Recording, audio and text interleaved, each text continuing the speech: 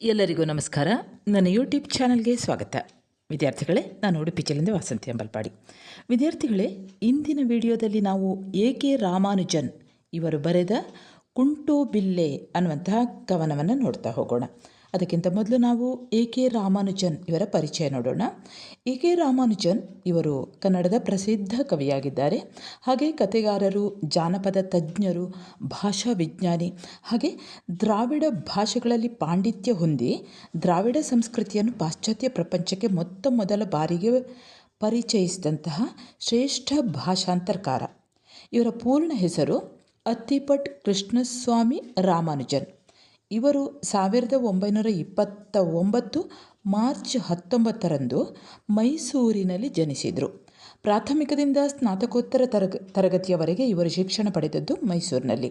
1950ರಲ್ಲಿ English MA ಪದವಿ ಗಳಿಸಿ ಬರೋಡಾ, ಬೆಳಗಾವಿ, ಮಧುರೈ, ಕೊಯ್ಲಾನ್ ಮೊದಲಾದ ಎಡೆಗಳಲ್ಲಿ ಸುಮಾರು 9 ವರ್ಷಗಳ ಕಾಲ ಉಪನ್ಯಾಸಕರಾಗಿ ಕೆಲಸ ಮಾಡಿದರು. 1959ರಲ್ಲಿ ಸ್ಮಿತ್ ಮಂಟ್ ವ್ಯಾಸಂಗ ವೇತನ ಹಾಗೂ ಫುಲ್ಬ್ರೈಟ್ ಪ್ರವಾಸ ವೇತನ ಪಡೆದು ಭಾಷಾ ವಿಜ್ಞಾನದಲ್ಲಿ ಉನ್ನತ ಶಿಕ್ಷಣ ಪಡೆಯಲು ಅಮೆರಿಕದ ಇಂಡಿಯಾನಾ ವಿಶ್ವವಿದ್ಯಾಲಯಕ್ಕೆ ತೆರಳಿದರು. ನಂತರ ಉತ್ಪಾದನಾತ್ಮಕ ವ್ಯಾಕರಣವನ್ನು ಬರೆದು PhD ಪದವಿಯನ್ನು ಗಳಿಸಿದರು. ಅನಂತರ ವಿಸ್ಕಾನ್ಸಿನ್, ಬರ್ಕ್ಲಿ, ಮಿಶಿಗನ್ ವಿಶ್ವವಿದ್ಯಾನಿಲಯಗಳಲ್ಲಿ ಉಪನ್ಯಾಸಕರಾಗಿ ಕೆಲಸ ಮಾಡಿ ಶಿಕಾಗೋ ವಿಶ್ವವಿದ್ಯಾನಿಲಯದ department of South Asian languages and civilisation ಈ ವಿಭಾಗದಲ್ಲಿ ಭಾಷಾ ವಿಜ್ಞಾನ ಪ್ರಾಧ್ಯಾಪಕರಾಗಿದ್ದು department of linguistics and the committee in social ಥಾಟ್ನ ಸದಸ್ಯರಾಗಿದ್ದರು. ಇವರ ಪ್ರಥಮ ಕೃತಿ ಗಾದೆಗಳು ಇವು ಬಹುಜನರ ಮನ್ನಣೆಯನ್ನು ಪಡೆದಂತಹ ಕೃತಿ. ಇದರಲ್ಲಿ ಗಾದೆಯ ರೂಪರಚನೆ, ಕನ್ನಡ ಗಾದೆಗಳ ವಿಶ್ಲೇಷಣೆ ಕೂಡ ಇದೆ. ಹಾಗೆಯೇ ಹೊಕ್ಕುಳಲ್ಲಿ ಹೂವಿಲ್ಲ ಇವರ ಮೊದಲನೆಯ ಕವನ ಸಂಕಲನ ಮತ್ತು ಇತರ ಪದ್ಯಗಳು, ಕುಂಟೋ ಬಿಲ್ಲೆ ಇವು ಇನ್ನೆರಡು ಕವನ ಸಂಕಲನಗಳು. ಹಾಗೆಯೇ ಮಧುರೆಯಲ್ಲಿ ಕಂಡ ತಲೆ, ಅಣ್ಣಯ್ಯನ ಮಾನವಶಾಸ್ತ್ರ ಇವು ಇವರ ಬಿಡಿಕಥೆಗಳು. ಮತ್ತೊಬ್ಬನ ಆತ್ಮಚರಿತ್ರೆ ಇವು ಸ್ವತಂತ್ರ ಕಾದಂಬರಿ. ಹಳದಿ ಮೀನು ಎಂಬ ಕೃತಿ ಶೌರಿಯವರ ಇಂಗ್ಲಿಷ್ ಕಾದಂಬರಿಯ ಅನುವಾದ.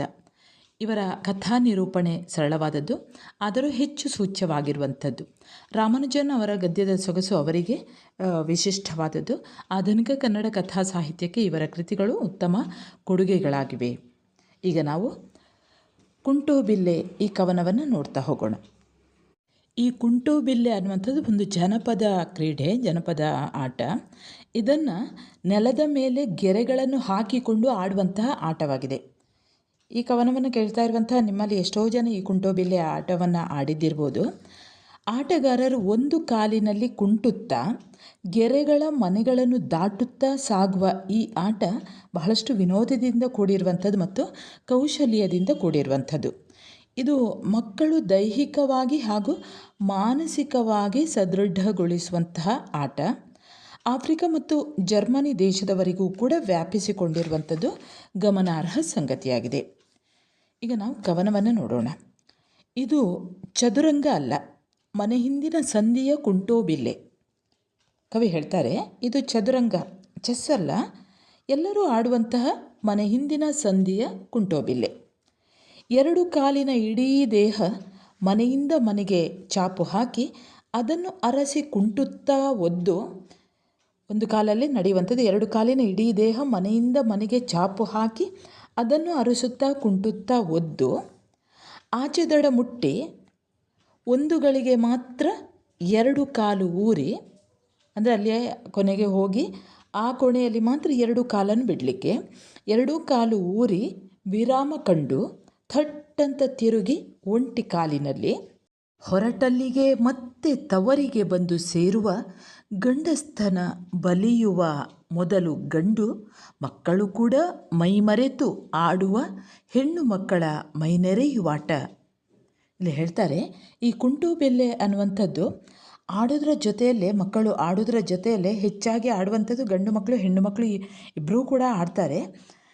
ಇಲ್ಲಿ ಕವಿ ಹೇಳ್ತಾರೆ, ಈ ಆಟ ಹೇಗೆ ಅಂದರೆ ಒಂದೊಂದು ಹಂತದಲ್ಲಿ ಹೆಣ್ಣು ಮಕ್ಕಳು ಯಾವ ರೀತಿ ತಮಗೆ ಇರುವಂತಹ ಒಂದೊಂದು ಬಾಲ್ಯ ಇರ್ಬೋದು ಅಥವಾ ಹರೆಯ ಇರ್ಬೋದು, ಇದನ್ನೆಲ್ಲ ಯಾವ ರೀತಿಯಲ್ಲಿ ದಾಟುತ್ತಾರೆ ಅನ್ನುವಂಥದ್ದನ್ನು ಕೂಡ ಈ ಕವನದಲ್ಲೇ ಹೇಳಿಬಿಡ್ತಾರೆ. ಹೆಣ್ಣು ಮಕ್ಕಳ ಮೈ ನೆರೆಯುವ ಆಟ ಅಂದರೆ ಅವರು ದೊಡ್ಡವರಾಗುವಂತಹ ಆಟ.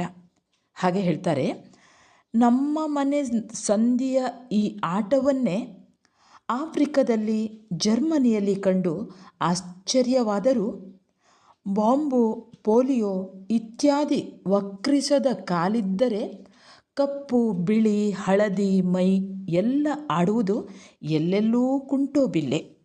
ಈ ಆಟ ಬರೇ ನಮ್ಮ ಹಳ್ಳಿಗಳಲ್ಲಿ, ನಮ್ಮ ಭಾರತ, ನಮ್ಮ ಕರ್ನಾಟಕ ಇರ್ಬೋದು, ಭಾರತ ಇರ್ಬೋದು, ಅಥವಾ ಯಾವುದೇ ಹಳ್ಳಿ ಇರ್ಬೋದು, ಅಲ್ಲಿ ಮಾತ್ರ ಇರುವಂಥದ್ದಲ್ಲ ಅಂತ ಕವಿ ಹೇಳ್ತಾರೆ. ಈ ಒಂದು ಆಟ ಯಾವುದು, ಈ ಕುಂಟೋಬಿಲ್ಲೆ ಆಟ ಎಲ್ಲ ಕಡೆಯೂ ಇದೆ ಅಂತ ಹೇಳ್ತಾರೆ. ಆಫ್ರಿಕಾದಲ್ಲಿಯೂ ಇದೆ, ಅಲ್ಲಿಯ ಮಕ್ಕಳು ಆಡ್ತಾರೆ. ಜರ್ಮನಿಯಲ್ಲಿಯೂ ಇದೆ, ಅಲ್ಲಿಯ ಮಕ್ಕಳು ಕೂಡ ಆಡ್ತಾರೆ. ಇದು ಆಶ್ಚರ್ಯ ಅನಿಸಿದರೂ ಕೂಡ ಎಲ್ಲೋ ಕೆಲವೊಮ್ಮೆ ಬಾಂಬು ಬಿದ್ದು ಅಂಗಾಂಗಗಳನ್ನು ಕಳೆದುಕೊಂಡು ಇರ್ಬೋದು, ಪೋಲಿಯೋದಿಂದ ಕಾಲು ಊನ ಆಗದೆ ಆದದ್ದು ಬಿಟ್ಟರೆ ಉಳಿದದ್ದು ಇತ್ಯಾದಿ ವಕ್ರಿಸದೆ ಕಾಲಿದ್ದರೆ ಮಾತ್ರ ಇದನ್ನು ಆಟ ಆಡಲಿಕ್ಕೆ ಆಗ್ತದೆ. ಕಪ್ಪು, ಬಿಳಿ, ಹಳದಿ ಮೈ ಎಲ್ಲ ಆಡುವುದು ಎಲ್ಲೆಲ್ಲೂ ಕುಂಟೋಬಿಲ್ಲೆ. ಅಂದರೆ ಯಾವುದೇ ಒಂದು ವ್ಯತ್ಯಾಸಗಳು ಇಲ್ಲ, ಜನಾಂಗದಲ್ಲಿ ಕೂಡ ವ್ಯತ್ಯಾಸಗಳಿಲ್ಲ. ಎಲ್ಲರೂ ಕೂಡ ಮನರಂಜನೆಗಾಗಿ ಆಡ್ತಾರೆ, ದೇಹ ಸದೃಢಗೊಳ್ಳಲು ಆಡ್ತಾರೆ. ಇದೇ ಇಲ್ಲಿ ಆಫ್ರಿಕಾದಲ್ಲಿ ಮತ್ತು ಜರ್ಮನಿಯಲ್ಲೂ ಕೂಡ ನೋಡಿದೆ ಇದನ್ನು. ಅದೇನು ಆಶ್ಚರ್ಯ ಅಲ್ಲ, ಎಲ್ಲರೂ ಕೂಡ ವಿನೋದಕ್ಕಾಗಿ ಆಡುವಂಥದ್ದು, ತಮ್ಮ ಮೈ ಗಟ್ಟಿ ಇರಬೇಕು ಅಂತ ಆಟ ಆಡುವಂಥದ್ದೇ. ಸಂಧಿಯ ಈ ಆಟವನ್ನೇ ಆಫ್ರಿಕಾದಲ್ಲಿ, ಜರ್ಮನಿಯಲ್ಲಿ ಕಂಡು ಆಶ್ಚರ್ಯವಾದರೂ ಬಾಂಬು, ಪೋಲಿಯೋ ಹಾಗೆ ಇತ್ಯಾದಿ ವಕ್ರಿಸದ ಕಾಲು ಇದ್ದರೆ ಕಪ್ಪು, ಬಿಳಿ, ಹಳದಿ ಮೈ ಎಲ್ಲ ಆಡುವುದು ಎಲ್ಲೆಲ್ಲೂ ಕುಂಟೋಬಿಲ್ಲೆ. ಆಟವೇ ಅಂತ ಅನಿಸಿ ಪಕ್ಕದ ಮನೆಯಲ್ಲಿ ಆಫ್ರಿಕಾ, ಎದುರು ಮನೆಯಲ್ಲಿ ಜರ್ಮನಿ, ಚಿಕ್ಕಂದು ಮುಕ್ಕಿದ ಬೀದಿ ಮಣ್ಣಲ್ಲಿ ವಿಶ್ವರೂಪ ಕಂಡ ಹಾಗಾಗಿ ಒಂದು ನಿಮಿಷ ತಬ್ಬಿಬ್ಬಾಯಿತು. ಕವಿ ಹೇಳ್ತಾರೆ, ತಾನು ಇದನ್ನು ಚಿಕ್ಕವನಿದ್ದಾಗ ಆಟ ಆಡ್ತಾ ಇದ್ದೆ, ಹೆಣ್ಣು ಮಕ್ಕಳು ಗಂಡು ಮಕ್ಕಳು ಎಲ್ಲರೂ ಆಟ ಆಡ್ತಾಯಿದ್ರು. ಆದರೆ ಈ ಆಟವನ್ನು ತಾನು ಆಫ್ರಿಕಾದಲ್ಲಿಯೂ ನೋಡಿದೆ, ಜರ್ಮನಿಯಲ್ಲಿಯೂ ನೋಡಿದೆ. ಅದು ಆಟವೇ ಅಂತ ಅನಿಸಿ ಪಕ್ಕದ ಮನೆಯಲ್ಲಿ, ಎಲ್ಲ ಕಡೆ ಪಕ್ಕದ ಮನೆಯಲ್ಲಿ ಆಫ್ರಿಕಾ, ಎದುರು ಮನೆಯಲ್ಲಿ ಜರ್ಮನಿ, ಅಂದರೆ ಎಲ್ಲ ಕಡೆ ಇದೆ ಒಂದೇ ಆಟ ಇದು, ಕುಂಟೋಬಿಲ್ಲೆ. ಚಿಕ್ಕಂದು ಮುಕ್ಕಿದ ಬೀದಿ ಮಣ್ಣಲ್ಲಿ, ಅಂದರೆ ಆಟ ಆಡುವಾಗ ಕೆಲವೊಮ್ಮೆ ಬೀಳುವಂಥದ್ದು ಇರ್ತದೆ, ಆವಾಗ ಬಾಯಿಯೊಳಗೆ ಮಣ್ಣು ಹೋಗುವಂಥದ್ದು ಇರ್ತದೆ. ವಿಶ್ವರೂಪ ಕಂಡ ಹಾಗಾಗಿ, ನೀವು ಕೃಷ್ಣ ತನ್ನ ಬಾಯಲ್ಲಿ ಅವನು ಮಣ್ಣು ತಿಂದಂತಹ ಸಂದರ್ಭದಲ್ಲಿ ಯಶೋದೆ ಬಾಯಿಯನ್ನು ತೆರೆಯಲು ಹೇಳ್ತಾಳೆ. ಮಣ್ಣನ್ನು ತೋರಿಸಲಿಕ್ಕೆ ಅವನು ಸುಳ್ಳು ಹೇಳಿದಾಗ, ಇಲ್ಲ ನಾನು ತಿನ್ನಲಿಲ್ಲ ಅಂತ ಹೇಳಿದಾಗ, ಮಣ್ಣು ತಿಂದಿದ್ದೀಯ ಅಂತ ಕೆಲವರು ತಿಂದಿದ್ದಾನೆ ಅಂತ ದೂರು ಹೇಳ್ತಾರೆ. ಆವಾಗ ಇಲ್ಲಿ ಇಲ್ಲ ನಾನು ತಿನ್ನಲಿಲ್ಲ ಅಂತ ಕೃಷ್ಣ ಹೇಳ್ತಾರಂತೆ. ಆಗ ಯಶೋದೆ ಆತನ ಬಾಯಿಯನ್ನು ತೆರೆಯಲು ಹೇಳ್ತಾಳೆ. ಆವಾಗ ಮಣ್ಣಿನ ಬದಲಿಗೆ ಇಡೀ ಒಂದು ವಿಶ್ವರೂಪ ವಿಶ್ವವೇ ಕಾಣಿಸದಂತೆ, ಇಡೀ ಒಂದು ಬ್ರಹ್ಮಾಂಡವೇ ಶ್ರೀಕೃಷ್ಣನ ಬಾಯಿಯ ಒಳಗಿತ್ತಂತೆ. ಹಾಗೆ ಇದು ಕೂಡ, ಈ ಕುಂಟೋಬಿಲ್ಲೆಯೂ ಕೂಡ ಹೇಗೆ ಹಿಂದೆ ಬಾಲ್ಯದಲ್ಲಿ ಆಡಿದ ಆಟವು ಎಲ್ಲ ಕಡೆಯೂ ಇದೆ, ವಿಶ್ವರೂಪದ ಕಂಡ ಹಾಗಾಗಿ ಒಂದು ನಿಮಿಷ ತಬ್ಬಿಬ್ಬಾಯಿತು ಅಂತ ಹೇಳ್ತಾರೆ. ಈ ಒಂದು ಆಟ ಆಫ್ರಿಕಾ ಮತ್ತು ಜರ್ಮನಿ ದೇಶದವರೆಗೂ ವ್ಯಾಪಿಸಿಕೊಂಡಿರುವಂಥದ್ದನ್ನು ಇಲ್ಲಿ ಕವಿ ಹೇಳ್ತಾರೆ, ಎ.ಕೆ. ರಾಮಾನುಜನ್ ಹೇಳ್ತಾರೆ. ಸರಿ ವಿದ್ಯಾರ್ಥಿಗಳೇ, ಇದಕ್ಕೆ ಸಂಬಂಧಿಸಿದ ಹಾಗೆ ಈ ರೀತಿ ಪ್ರಶ್ನೆ ಬರ್ಬೋದು, ಕುಂಟೋಬಿಲ್ಲೆ ಕವನದ ಸ್ವಾರಸ್ಯವೇನು ವಿವರಿಸಿ ಅನ್ನುವಂತಹ ಪ್ರಶ್ನೆ ಬರ್ಬೋದು. ಸರಿ ವಿದ್ಯಾರ್ಥಿಗಳೇ, ಮುಂದೆ ಇನ್ನೊಂದು ಹೊಸ ವಿಷಯದೊಂದಿಗೆ ಮತ್ತೆ ಬರುತ್ತೇನೆ. ಅಲ್ಲಿಯವರೆಗೆ ನಮಸ್ಕಾರ.